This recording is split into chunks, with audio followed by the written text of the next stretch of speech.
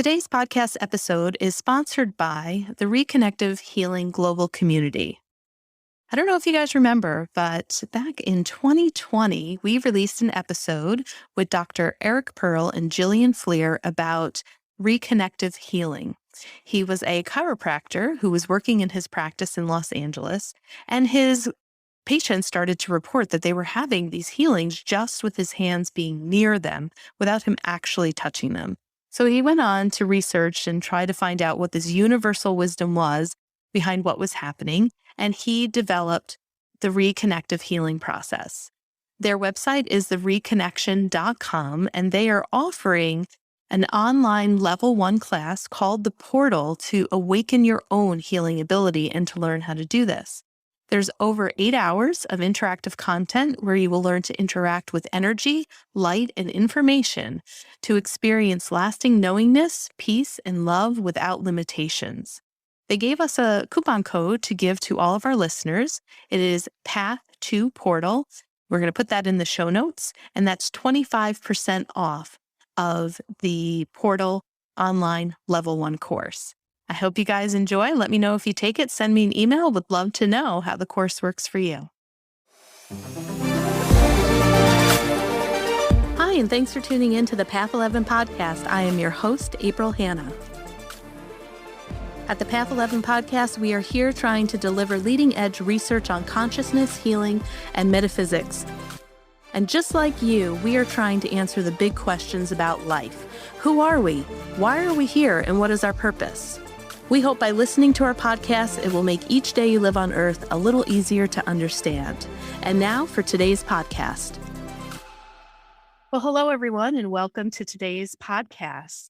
We are going to be talking about transformation through turmoil, and you might even be what my guest is going to call a shifter. You're going to learn about what it means to be a shifter. And I think most people at some point in their life are going to go through some sort of transformation and turmoil, whether it be war, incarceration, bereavement, death, depression, stress, suicide, addiction. So my guest today is Stephen Taylor, and he is the author of his newest book. He's written many, Extraordinary Awakenings. And he has a bunch of other best-selling books that you'll be able to find on his website. We'll put his website in the show notes. But he's a senior lecturer in psychology at Leeds Beckett University and the chair of the transpersonal psychology section of the British Psychological Society. Steve's articles and essays have been published in over 100 academic journals, magazines, and newspapers, and he blogs for Scientific American and Psychology Today. His website is stephenmtaylor.com. Stephen, welcome to the Path 11 podcast. Great to be with you. Thanks for inviting me. Yes, I also know, and I think I'm going to want to have you come on to the show again because there's another book that your publicist had given me the PDF for, The Leap, Psychology of Spiritual Awakenings. So that's another one that I might have you back on, and we'll talk more about that. But I'm really enjoyed Extraordinary Awakenings and reading this book. And I have always wondered about the concept of suffering of human beings and why some people can go through, like you talk about, these transformations and really appear to be different people. So this book was really extraordinary, as you have in the title. And before we get to my 3 pages of questions here, maybe you could just give our listeners a little bit of your background and really what brought you to be fascinated about psychology and spirituality and combining the two together. It came from my own experiences. Probably when I was a teenager, I started to experience what I now know to be higher states of consciousness or spiritual experiences. But at the time, I didn't understand them. I thought it was a bit crazy. I thought there was maybe something wrong with me because I'd have these moments when my surroundings would suddenly sort of come to life, and trees would seem like they were sentient beings, and the clouds would look as though they were sort of somehow alive. Everything looked alive, and I felt connected to everything. And yeah, I didn't understand the experiences at the time, but a few years later, I started to read books about mystical experiences or spiritual experiences. And I thought, this is the kind of experience I've been having. So I'm not crazy after all, or maybe I'm crazy, but lots of other people are crazy too. So that's okay. But so that I became a psychologist. Actually, it was quite a long time afterwards because I did other things. I was a musician for quite a long time. But years later, probably when I was in my early 30s, I decided to go back to university to train to be a psychologist because I wanted to understand these experiences. I wanted to understand my own spiritual experiences and find out how common they were and, what situations brought them on.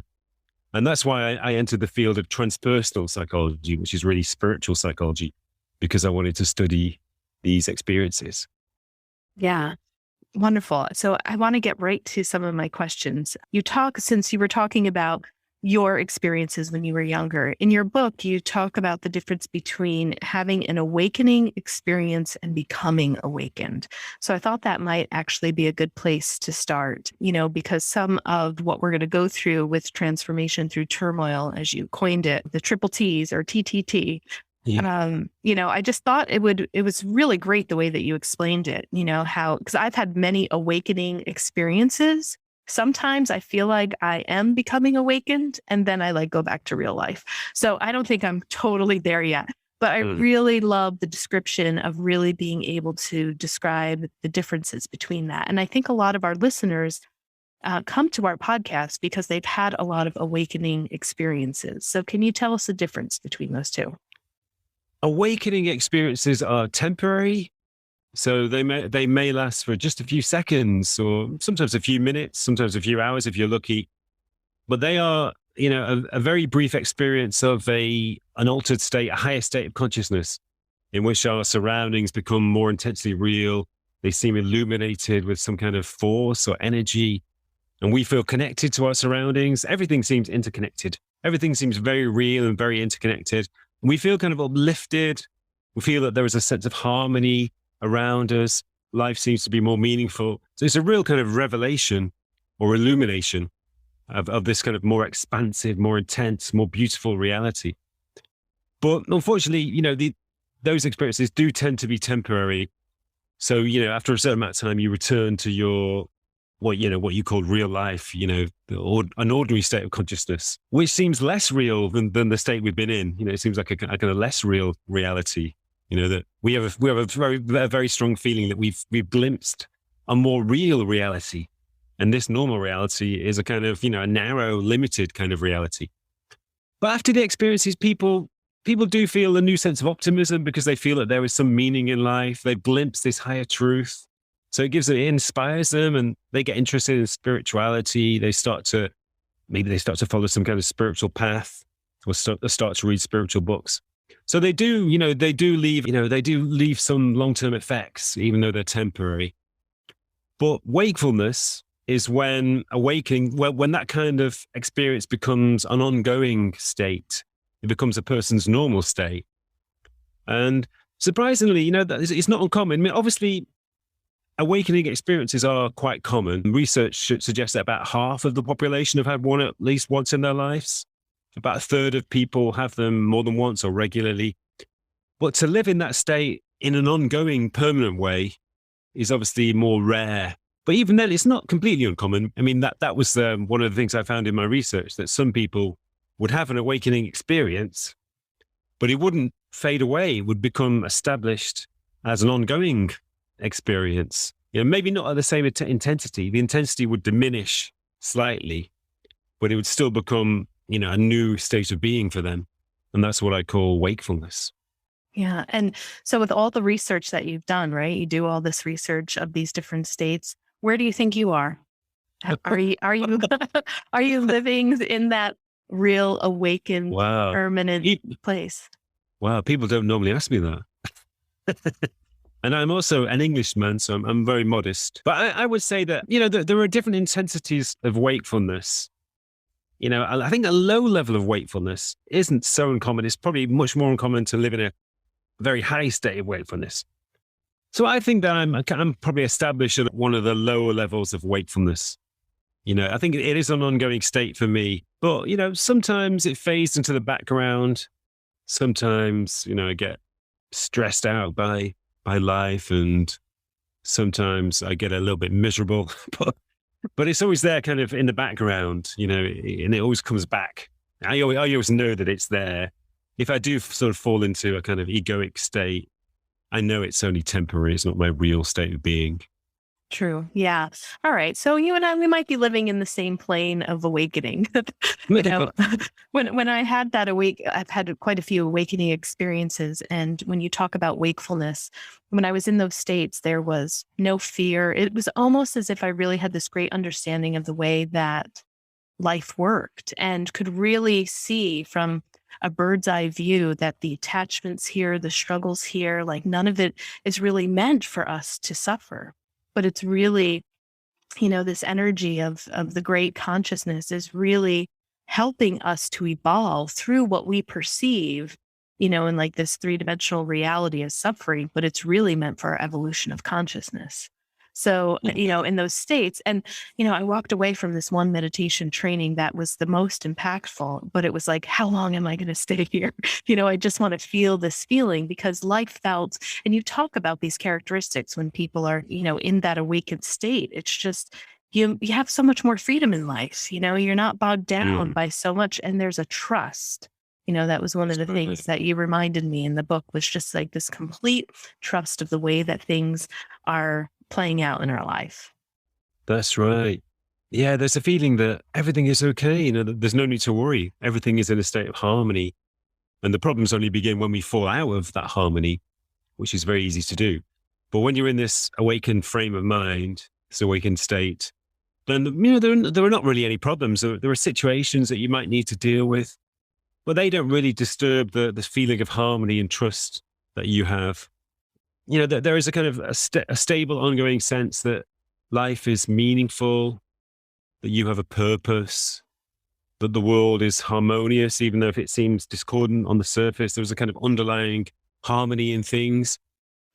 And life gets so much easier in this state. People don't tend to get stressed out. They feel this sort of, they feel a tremendous sense of appreciation, a tremendous sense of gratitude for the fact of being alive itself, for everything around them, the beauty of nature, the people in their lives. So I think that's probably an important part of it. When you have a strong feeling of gratitude, then it kind of overrides the normal kind of anxieties and difficulties in life. They become insignificant, and they just become situations that need to be dealt with rather than problems. Yeah, absolutely insignificant. Yeah. That's exactly how I felt or have felt many times, coming out of these awakening experiences. I'm kind of riding the high for a couple of weeks and then, life happens, like you said, but you also mentioned the ego, right? So when you yourself become bogged down and you're able to step back and identify with the ego, you talk about ego dissolution in your book as well. So, and I know that you're a big fan of Eckhart Tolle or Tolle. I don't remember what's the real pronunciation of the last name? Everybody said it gets confused with that. Well, I call him Tolle, but I think that's because I know he's German and that's the German pronunciation. But I think a lot of people call him Toll, because that's more of an American pronunciation. Yeah. So I'm a big fan of his work as well, and the ego. So can you describe a little bit about what you mean by ego dissolution? Ego dissolution is the main reason why people undergo transformation in the midst of intense suffering, because when people go through long periods of trauma or psychological turmoil, it slowly breaks down the ego. So I've got a lot of examples of people who underwent transformation after many years of addiction, many years of depression, people who had been in prison for a long time. So that kind of suffering, it breaks down your psychological attachments. You slowly lose everything which gives you a sense of identity. I think Eckhart talks about in his books how we derive a sense of identity from our possessions, from our ambitions or hopes for the future, from the story of our past life and or our achievements in the past. And all of these things, they're all the building blocks of our ego, the building blocks of our identity. That you're an important person because you've done this in the past, and you've got all of these possessions around you that tell you you're an important person, you're a successful person. But when you go through a long period of addiction or depression or imprisonment, then all of these things are taken away from you. And that breaks down the ego. All of the building blocks are taken away. So at a certain point, the ego will just collapse in the same way that a building collapses when you take away the bricks. So that's ego dissolution. And usually it's a very painful experience. But for some people, it's actually a liberating experience. And it's a transformational experience because it's not just a breakdown, it's also a shift up to a new identity. When the ego dissolves, for some people, that there seems to be a kind of latent, spiritually awakened self, which is just naturally, there inside them. And it's just waiting for the opportunity to emerge. So the ego dissolves and then this new self emerges like a phoenix from the ashes of the old ego. Yeah. So ego dissolution can be a very transformational experience.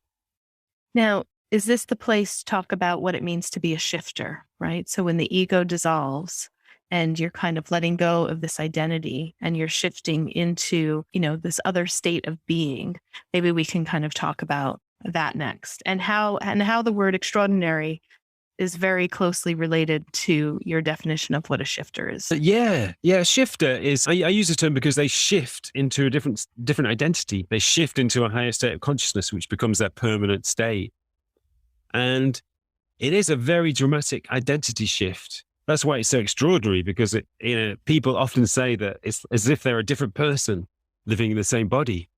There were some cases that, one woman I talked to who had an awakening after 29 years of alcoholism, when she just totally lost everything and attempted suicide. She looked at herself in the mirror and thought, who is it? And said to herself, who is that person? I don't recognize that person. I don't associate myself with that person, because she'd become a different person. Another person told me how she went back to her hometown about 6 months after her awakening to see her family. And then people would say to her, hi, Kimberly, how are you? And she thought, who are they talking to? I don't recognize these people. How do I associate with these people? Because again, she felt as though she was a different person. So, some superficial personality traits remain, like sort of introversion maybe, or people also have some memories of their previous lives. But fundamentally, they are different people with a different perspective on life. A lot of people change their jobs because they feel that they're different people. Usually they shift into a more altruistic profession. They want to do something, they feel a very strong impulse to contribute to the world or to help other people. So in a lot of cases, they train as therapists or counselors or start to work for charities. And sometimes, unfortunately, relationships break down because for their partners, it's as if they're together with a different person. They sometimes say, you're not the person that I got married to. Who are you? So relationships, unfortunately, do break down. But that just shows you how dramatic this shift is. It is almost as if they've been taken over by an entirely different identity. Okay, so here's a concept that might be a little far out there, but I wanted to get your opinion on this, because we just check the person who was addicted no longer exists. So this was a part of the addiction part that I was reading, but like a lot of the words that you're using and what you describe that people are feeling are as if they are a different person. Like this example that you just gave, it was almost like she didn't even recognize the people and even recognize her name, when her name is being called. So I've talked to a couple of other people on this podcast about consciousness shifting and was wondering, do you have any thoughts or beliefs around the fact that possibly that person's consciousness could have left the body and a new consciousness has decided to come in? Now, we might talk about it as, like you say, like they shift into a higher level of consciousness. But, in your book, you have really great stories. It's almost like spontaneous healing, right? Like the addiction release is the term that you use. It's like, this person can be an addict for so many years and all of a sudden they wake up, they bottom out, they decide that's it. And they really don't even feel like they are who they were. And like that relationships can dissolve. You're not even the person that I married. So when we're talking about consciousness, and I feel like we have such a really limited understanding really of all that we are and all that is, what are your thoughts about some of the theories of walk-ins, or like maybe that consciousness lived those 23 years in alcoholism, learned the lesson, there was an awakening, and the body opened up to allow another consciousness of a higher frequency possibly to come in and begin to live the life? That's very interesting. I have considered that because it's almost as if it's a kind of reincarnation. In reincarnation, a soul or consciousness inhabits a body and takes over the identity of that body. So it is almost as if, perhaps, some kind of soul entity enters the body and becomes that person's identity. That's possible. But I think the other way of looking at it, and this is the approach I take in the book, is that the ego identity which dies, which dissolves in these experiences, is a kind of false identity which has been created by conditioning, by peer pressure and social pressure, and by the ego mind's activity, by the constant thinking of the ego mind and the accumulation of attachments and concepts. So it's as if this false identity has been created and taken us over, but it's not a true identity. So another way of looking at it is to say that this false ego identity, it crumbles away due to the stress and turmoil. And then our real, deep, essential identity is free to manifest itself. Mm-hmm. It was always there, but it was covered up by this false identity. So yeah, I guess those are both ways of looking at it. And, there's no real answer. So I'm open to both possibilities, really. Right. Yeah, no, so am I. I've just had the opportunity to hear some really wild stories, about consciousness and the ability for our consciousness to also make decisions, to leave and to have another consciousness come in to inhabit the body. Like I heard a really interesting story about a baby that was born with some sort of illness, and that soul had come into the baby's body really just to kind of get its feet wet and to experience a little bit of life. But during this whole medical process, it was like that soul had left and then another soul had come in and the baby survived. So there was this whole, concept of consciousness really being able to come in and out, per se. Yeah. It seems a bit like that in some of the stories in the book, because, there were stories of people who'd suffered from physical conditions for many years, and those conditions would just disappear after transformation. And addiction release, that was a very strange phenomenon where people who've been addicted for many years, severely addicted to drugs or alcohol, would suddenly be let go of their addiction. And it was almost as if, the reason why they were free of their addiction wasn't because they'd shaken it off. It was because the addiction had simply died because the person who carried the addiction was no longer there. So it wasn't the addiction which had died. It was actually the person who carried the addiction. So the new self, which had taken over the body, it didn't carry any addiction. It was just a newborn self without any addiction. And it didn't carry the same illnesses. And it was free of all the trauma that people had been through. Because that was another thing, because, I talked to people who've been through severe trauma. For example, the woman I spoke about earlier, who was an alcoholic for 29 years, she went through all kinds of really severe abusive relationships and all kinds of violent encounters. She said she was raped multiple times and somebody tried to murder her. But she said that she was free of all the trauma of all of those experiences. So again, it's as if the person who carried those trauma, or the mind which carried those traumas, had just disappeared and was no longer in existence. Yeah, I'd like to talk next about the transformation through the turmoil of death. Let me get my notes here. Waking up to life through death. That was one of the key components there of this chapter. So, the theme is transformation through the turmoil. And when you get to the chapters of death, just because that's what Path 11 focuses a lot on, death, afterlife, life between lives, that death, I truly believe, can be our best teacher. And it was so funny. Just the other day, I said almost verbatim what you had written in your book, where a client of mine had lost her mom. And she really was going through this transformation through turmoil experience. And I said, well, how are you doing with everything? And she said, I feel like I'm more alive. I feel like I got to get stuff done, and she was reflecting on how busy of a woman her mom was and how much her mom lived a really full life. And she actually felt really empowered and inspired and really awakened, like in that moment, to say, I got to get going with my life, So you really talk about this concept of how death can really wake us up to life and help us to live life even more fully. So I'd love for you to talk some more about that. Yeah, that's one of the main themes of the book, I think. And I've always been very aware of death. I've always had a very keen sense of my own mortality. And it's been one of the main motivating things in my life, because I'm always aware that life is temporary. It's very fragile. It depends on my breathing, my heart, and a million other biological processes in my body, all of which are very intricate and fragile. And, because it's temporary and fragile, life is incredibly precious. It's a gift. Even if you believe in some form of afterlife, which I do, it still doesn't take away the fact that life in this form, in this world, in this mode is temporary and fragile and precious.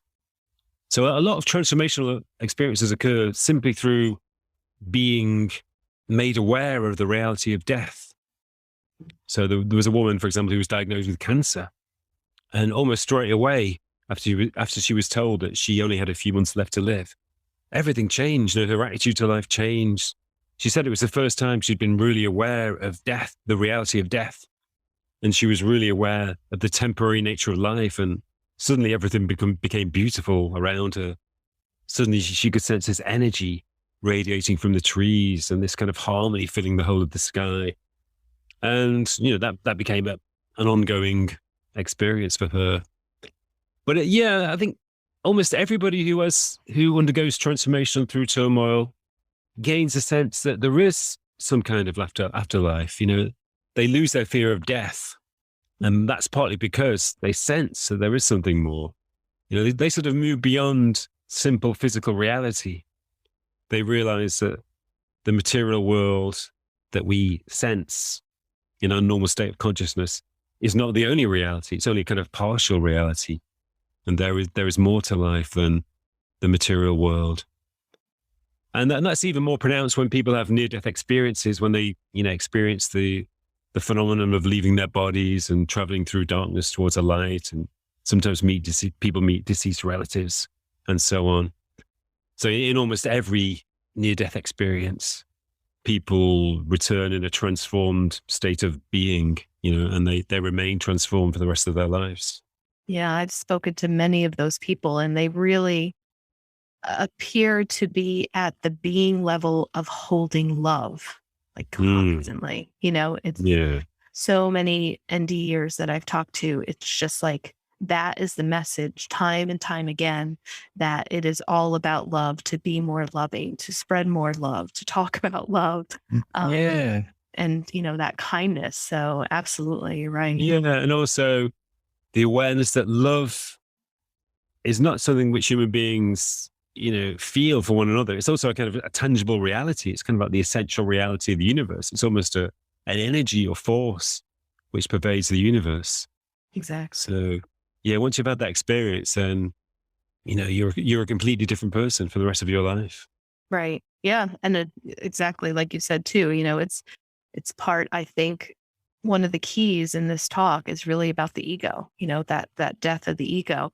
Now, I also have heard too, and I think even in The New Earth that Eckhart had wrote, is that the ego isn't a bad thing per se, right? Can you kind of talk about how we can use the ego in kind of a positive way? There's something about having the awareness of it, number one, that changes your life. I remember I picked up that book in my 20s. Thank God. I didn't know I had so much ego and I did, and it really changed my life. So just even the awareness of what the ego is, but that there are also good parts to it. And if we can kind of shift the relationship a little bit and kind of come into communion with the healthier aspects of the ego, that's not such a bad thing. Yeah, I agree. Yeah. I think there's a I remember seeing a Buddhist drawing that traces the different stages of spiritual development. And it's all based on an elephant. Like in the beginning, there's a man with a wild elephant, which is leading him all over the place from one thing to another. But slowly, through the different stages of development, he learns to control the elephant. He gets it to walk in a straight line. He sort of leads it in the right direction. And in the end, he's actually sitting on top of the elephant, riding it. And that's a good metaphor for the ego, because, the ego I agree that it's not necessarily in itself a bad thing, but it's a really bad thing when it controls us, when it's kind of untamed and wild, and when our thoughts lead us all over the place. And when we can't differentiate between our true identity and our thoughts, then we're completely immersed in our thoughts, and our only real identity is derived from our thoughts. That's when it's bad. But once you begin to meditate, or once you gain a certain degree of spiritual insight, you begin to stand back from your ego, and you realize, oh, well, it's just a kind of a superficial thought created self. And you begin to separate yourself from your thoughts. You just sort of begin to watch your thoughts rather than being carried away by them.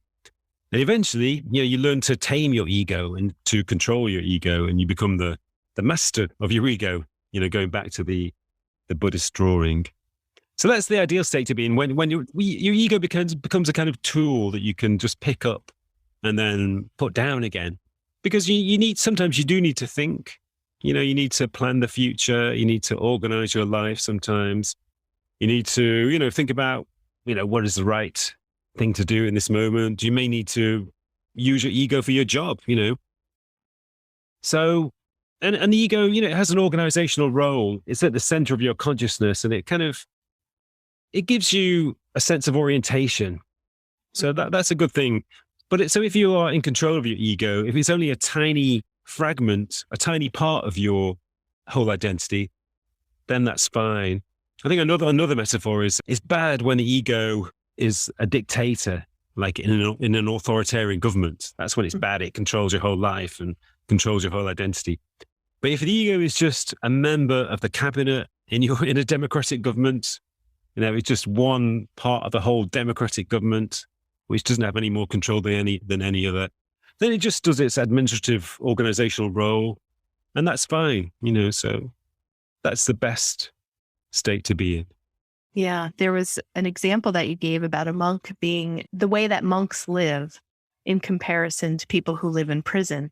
And I love the teachings of Buddhism. And I was watching a YouTube from a Buddhist monk give almost the same exact example that you had given in your book. And I think it speaks to what you just said about really having awareness of the ego. Otherwise, it's going to feel as if you're in your own prison. And so there was the story of the monk and the prison warden, and the monk was going in to talk to the prisoners, and the monk started talking to the warden, and the warden started asking him questions like, oh, so what do you guys eat there, at the monastery? He's like, oh, well, we have one bowl of rice in the morning. And the warden was like, only one bowl of rice? He's like, well, geez, our prisoners, we get 3 meals here, And then they said, well, where do you guys sleep? And he's like, oh, well, we just sleep on a straw mat. And the warden was like, are you kidding me? You don't have a bed? You sleep on the floor? Yes, we sleep on the floor. And then the warden asked, he's like, well, these guys have beds. They have pillows at least. He said, well, what about TV? Do you guys watch TV there? He's like, no, we just meditate for the whole day. So all of these examples, right, kept going on. The warden said, my God, it sounds like you guys live in a prison. And the monk turned to the warden and he said, would you like to know the difference between us monks and your prisoners? And the warden said, yeah. And he said, we choose to be here. And you gave that example in your book where the monks know that they can leave at any time, even though the living conditions can feel almost subpar to what is in our own prison system, per se, but they're not prisoners. And there is kind of this choice. And so the message of that whole YouTube was, no matter where you are, always choose to be there. Always wanting to be there. So I loved reading that. It reminded me of that story when I was reading about the monks in the prison. Yeah, there are a lot of parallels between monks and prisoners. When they both live in cells, they sleep in cells, don't they? But beyond that, it is, well, the prison is paradoxically quite a fertile environment for spiritual development. I had 2 chapters in the book about prisoners because I found so many examples of prisoners who'd been through spiritual awakening. And I think that's partly because when you're in prison, it's such a turbulent environment. There's no peace outside you. And it's quite a very bleak environment. So you kind of forced into yourself. That's the only place where you can find peace, is inside yourself. So a lot of prisoners begin to explore their own being, possibly for the first time in their lives. And they find a new identity inside themselves that they've never really been aware of, a new kind of spiritual identity. And they begin to experience unusual states of consciousness.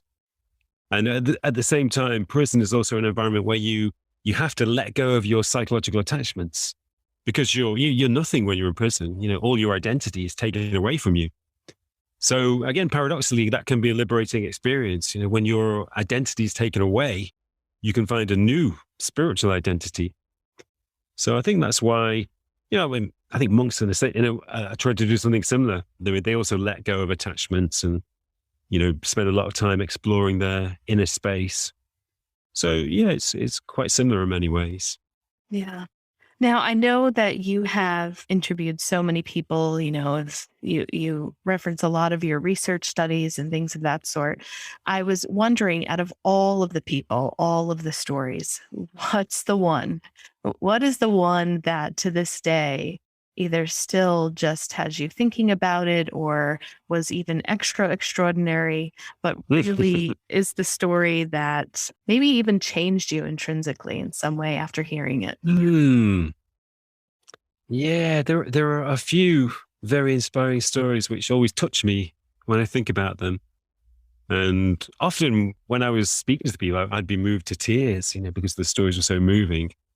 I think one of them is a story that I've touched on already. It's a woman called Eve from Scotland who was an alcoholic for 29 years. And as I said before, she just lost everything in the end and was so broken down and so hopeless that she decided to commit suicide.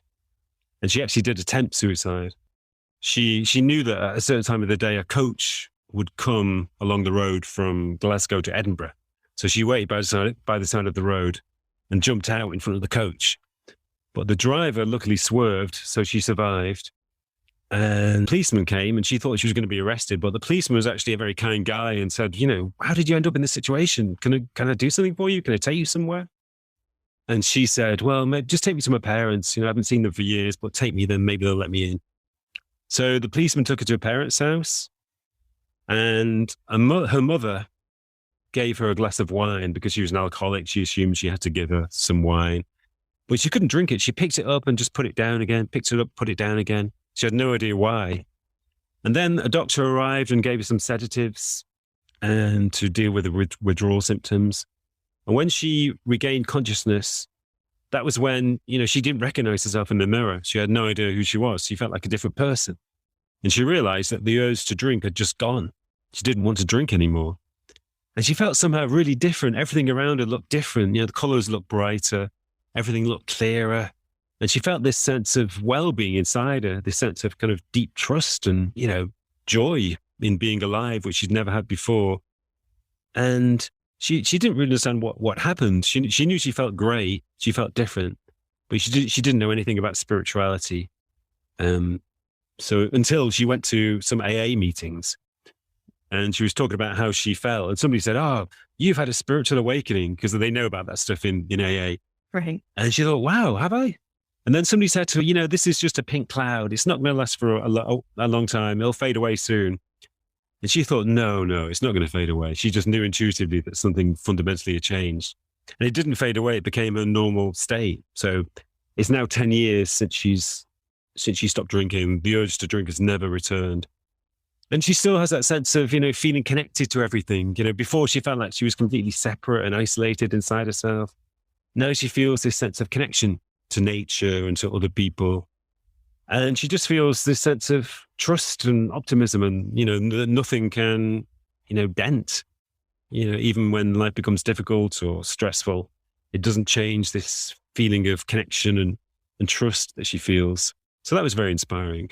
Yeah. One of the things that I'd like to highlight in your book, Extraordinary Awakenings, are these intense stories, and interviews of people that you share, so that's just another thing that the reader will really benefit from, of all of the people that have spoken to and these stories that you've captured and that you've put in these books. And you reference also The Leap. I can't wait to read that one, but there's more stories, it's like stories upon stories. It's almost as if you are their storyteller, it's like you find them and tell their stories. It's really beautiful. So I just want to thank you so much for taking the time today to be a guest on our podcast. Everyone, again, this is Stephen Taylor. And can you let people know where they can find your information? Because you also have courses, you do teachings, you have many more books that if people really loved what they heard here today, they should go out and buy and fill their library up with your books. But where can people find out a little bit more about you and how to work with you? The best place is my website, which is stephenmtaylor.com. Stephen with a V, M for Mark, stephenmtaylor.com. So there is some information there about my other books and my online courses and the teaching I do at universities and so forth. Great. Do you have anything coming up for 2022 at all? I'm really looking forward to my first in-person workshop for a couple of years. So because of the pandemic, in April, I'm doing a weekend retreat in Scotland, which will be great. Beautiful. And I think in March, I'm doing my first in-person talk for a long time too in London. So I'm looking forward to that. All right. Well, we have quite a few listeners from London and Scotland, so maybe they will actually come and take your course. So thank you again. This was extraordinary, Stephen. Thank you. It's a pleasure. Great speaking. Yeah. The book again, Extraordinary Awakenings. Stephen Taylor was our guest today. And I hope that for any of you who maybe are currently going through a transformation, or maybe you are still in the turmoil, this is a great book. And just being able to really read these stories and hear other stories of how people really were able to use their turmoil for that transformation. I think it's also a great gift to give to people who that really might need some of this inspiration, and to really see and to have hope that transformation can happen. So thank you all so much for listening today. Take care, everyone. And until next time, bye, everyone.